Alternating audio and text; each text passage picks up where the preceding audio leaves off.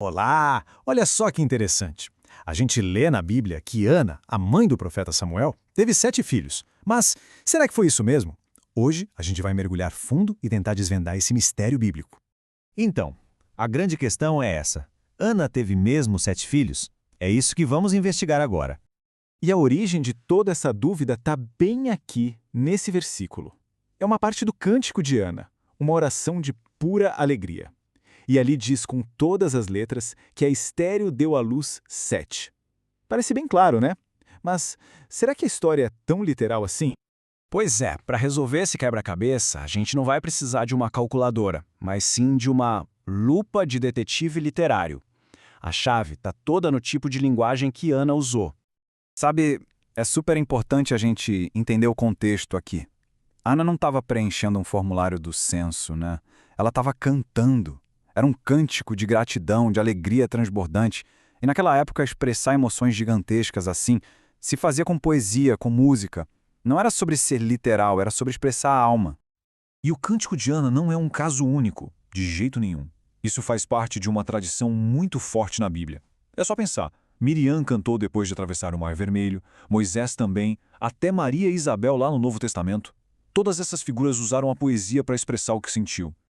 Beleza, agora vamos pegar a nossa principal ferramenta de investigação. O nome dela é hipérbole. É um nome um pouco chique, mas a ideia é simples. É usar um exagero de propósito, sabe? Não para mentir, mas para dar ênfase, para mostrar o tamanho de um sentimento ou de uma ideia. Tá, mas peraí. Exagero na Bíblia? Pode parecer estranho, né? Mas para a gente ter certeza sobre o caso da Ana, vale a pena procurar outros exemplos dessa técnica. E olha, eles existem e são bem interessantes. Vamos pegar um exemplo bem famoso. Quando Jesus fala para os líderes religiosos que eles coam um mosquito, mas engolem um camelo. Ninguém, em sã consciência, pensou que eles estavam literalmente engolindo camelos, né? É um exagero, uma hipérbole, para criar uma imagem super forte e inesquecível. Certo, esse do camelo foi mais direto. Agora vamos ver um outro exemplo, um pouquinho mais complexo, que vai mais a fundo na teologia. À primeira vista, parece até uma contradição, mas mostra direitinho como essa linguagem poética funciona. Olha só o que o salmista diz aqui. Desperta, porque dorme, Senhor. É um clamor, um grito de angústia.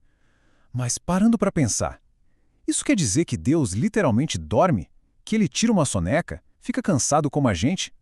E aí vem o ponto genial. Porque em um salmo, a gente tem esse apelo poético, esse grito de alguém se sentindo sozinho. Mas em outro salmo, o texto afirma categoricamente que o protetor de Israel não dormita nem dorme. Vê só, são duas linguagens diferentes.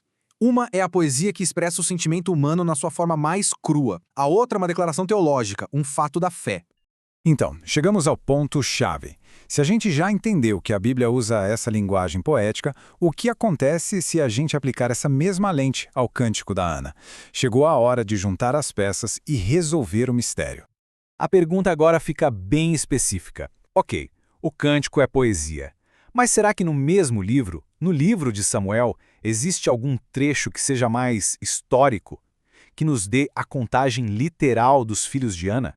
E a resposta é sim. E o mais incrível, está no mesmo capítulo do Cântico. Olha só que interessante. O texto continua e nos dá um registro bem factual. Diz que, depois de Samuel, ela teve 3 filhos e 2 filhas. Vamos fazer a conta juntos para não ter erro? Primeiro, temos o Samuel, certo? 1. Depois, o texto diz mais 3 filhos e 2 filhas. 3 mais 2 dá 5. 5 mais o Samuel, 6. Um total de 6 filhos. Pronto, mistério resolvido. Então a resposta é 6. Mas olha, o mais legal dessa história toda não é só descobrir o número. É entender o porquê da confusão. A lição aqui é muito maior do que uma simples conta de matemática.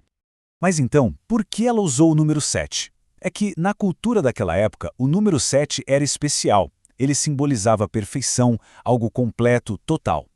Quando Ana diz 7, ela não está fazendo uma contagem. Ela está gritando para o mundo que a bênção de Deus na vida dela foi completa, perfeita.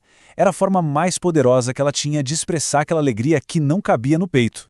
E essa nossa pequena investigação deixa uma dica prática para a vida toda, para qualquer leitura da Bíblia. Primeiro, é sempre bom se perguntar, que tipo de texto é esse? É poesia? É história? É uma lei? Segundo, qual era o contexto da pessoa que escreveu? E terceiro, ficar de olho em figuras de linguagem, como a hipérbole. Fazendo isso, a leitura fica muito mais rica. E para a gente fechar, fica uma provocação. A história de Ana mostra que, às vezes, a verdade mais profunda de um texto não está no que é literal, mas sim na emoção, na beleza da poesia. A pergunta é, que outras verdades incríveis a gente pode descobrir por aí se a gente aprender a ler a poesia como poesia? Fica aí a reflexão.